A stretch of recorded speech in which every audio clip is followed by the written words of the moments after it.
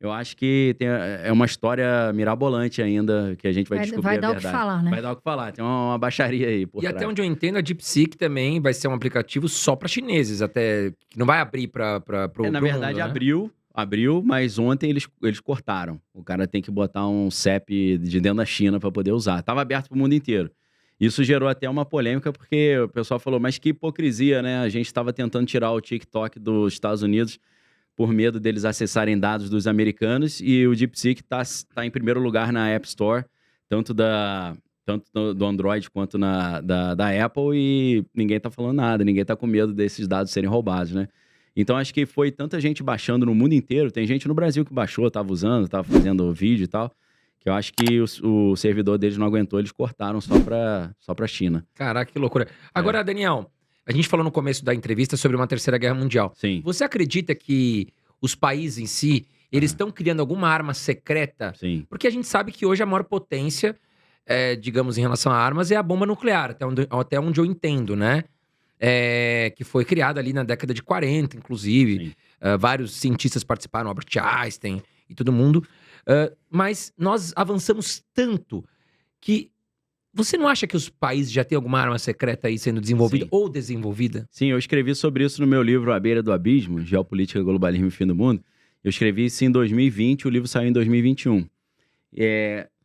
Os Estados Unidos já tiveram 30 mil ogivas nucleares prontas para uso. Hoje eles têm 3 mil só.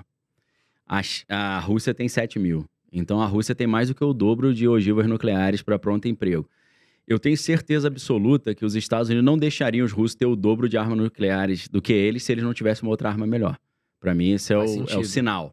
Outra coisa, em 2019, o presidente Donald Trump criou a Space Force, que é o mais novo ramo do exército americano depois de 70 anos sem criar nenhum outro ramo, né? Tinha a aeronáutica, o exército e a marinha, e ele cria a força espacial.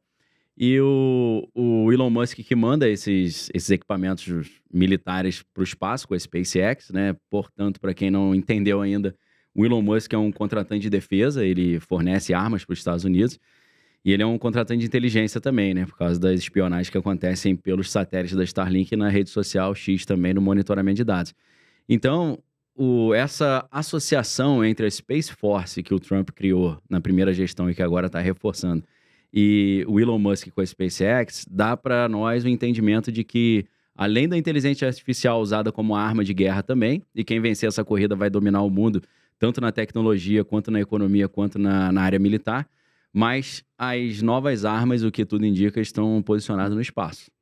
E essa questão agora, eu fico me perguntando assim, porque o Trump, pelo que me parece, e até eu achei que foi surpreendente, ele entrou com uma ideia de tentar conversar com o Putin, né? Para essa guerra encerrar, para todo esse desastre, infelizmente, essa tragédia que está acontecendo há tanto tempo, né? Sim.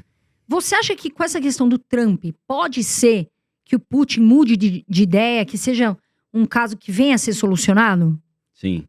Na verdade, o Trump, ele, no meu entendimento, é difícil documentar isso de uma forma mais robusta, mas no meu entendimento ele tem uma relação excelente e antiga com o Putin. O Trump e o Putin são, eu poderia dizer que são amigos. E antes do Trump voltar, em 2023 e 2024, já perguntavam para ele, com relação à guerra na Ucrânia. Ele falou, se eu tivesse no poder não teria começado, e quando eu voltar eu vou terminar essa guerra em 24 horas.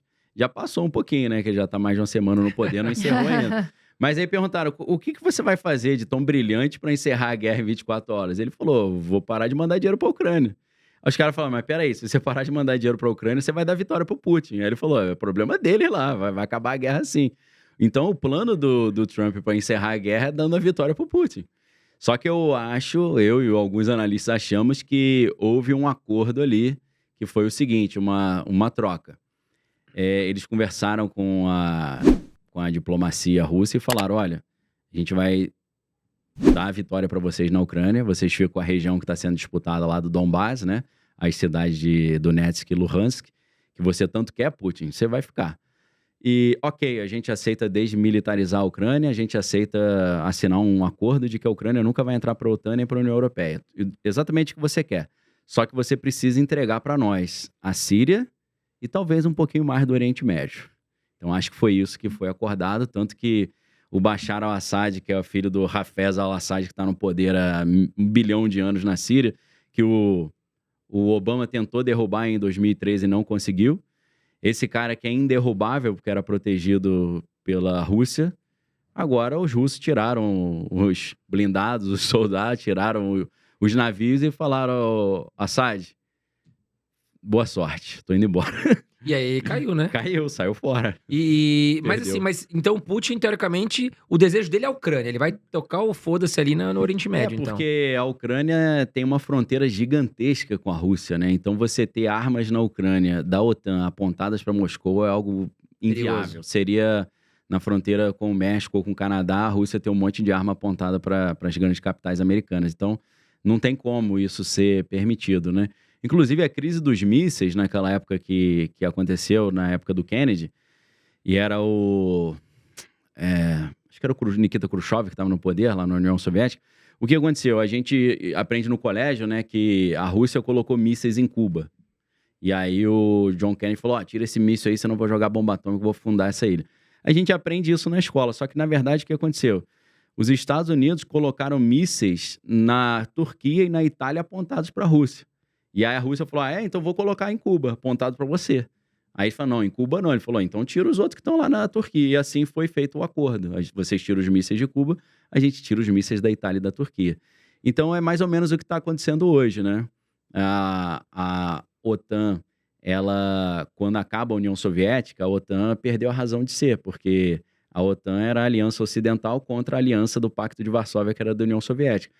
Então, quando a União Soviética deixou de existir, os russos falaram: olha, então não precisa mais ter OTAN, né? A OTAN falou: com certeza, não precisa mais não. Só que a OTAN está aí até hoje. Sim. E eles combinaram de a OTAN não expandir a sua zona de influência.